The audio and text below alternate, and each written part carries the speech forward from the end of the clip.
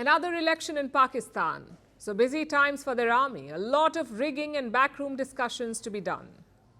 The voting is on Thursday, which is the 8th of February, and Tuesday is the final day of campaigning. Both Nawaz Sharif and Bilawal Bhutto are holding rallies. Their rival Imran Khan is in jail, so do not expect a tight contest. But do expect drama. Any campaign's last stage is often the most exciting, and in Pakistan it's no different. So let's look at the top 5 developments. Number 1, the rallies. Nawaz Sharif was in the city of Murree. It's a mountain resort in the Punjab province. It snowed there over the weekend, so the Sharifs arrived to freezing temperatures, yet a lot of people turned up. Thousands of supporters lined up along the streets. Nawaz Sharif treated them to a special. Listen in. मैं आज खुद यहाँ आया हूँ, कोटली भी शामिल है, तो मैं आज कह रहा हूँ आपको, I love you too. और मरी को कह रहा हूँ, मरी, I love you. और लोगों को कह रहा हूँ, I love you too. If you love me, Nawaz Sharif also loves you. Well, the good news is this: Pakistan's army loves him too, at least for now. Bilawal Bhutto also had a couple of busy days. He was in Karachi today. Before that, he was in the city of Hyderabad in Pakistan. In both places, he had the same message: vote for me and bury the politics of revenge and hatred.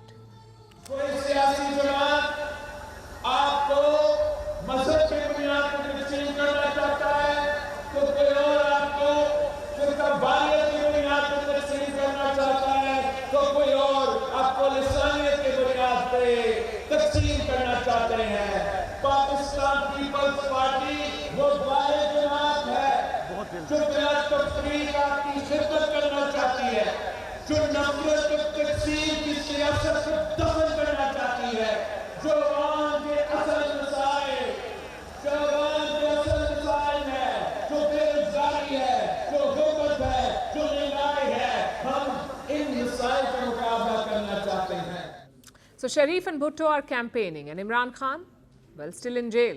Chances are he'll be there for a long time, because this weekend he was convicted again, and you won't believe why. A local court says Imran Khan's marriage is quote-unquote un-Islamic. So he and his wife have been sentenced to prison. For how long? 7 years each. And we thought we'd seen it all. Nonetheless, his party is motoring on. Their campaign videos show a sizable support base. Development number 2, Pakistan's Election Commission has finally woken up. It has decided to rein in the caretaker regime. They were planning a big move, the caretaker government. They were planning to sell Pakistan's flag carrier, the PIA, the Pakistan International Airlines. It was bleeding money, so the caretaker government wanted to sell it. But the poll body has intervened. It has reportedly stopped the sale. And you can imagine why. A caretaker's job is to keep the government running, not to sell state assets. So for now, the sale is on hold. Development number 3, a major security incident. Terrorists attacked a police station in Khyber Pakhtunkhwa. Around 10 policemen were killed, 6 others were injured. It's not clear who launched these attacks, but the obvious suspect is the Pakistani Taliban. They have launched similar attacks in the past. The question is, will they do the same on voting day? It's entirely possible. And our next development will tell you why. Number 4, the rise of terror parties. One of them is the Pakistan Markazi Muslim League. It's a proxy of 2611 mastermind Hafiz Saeed.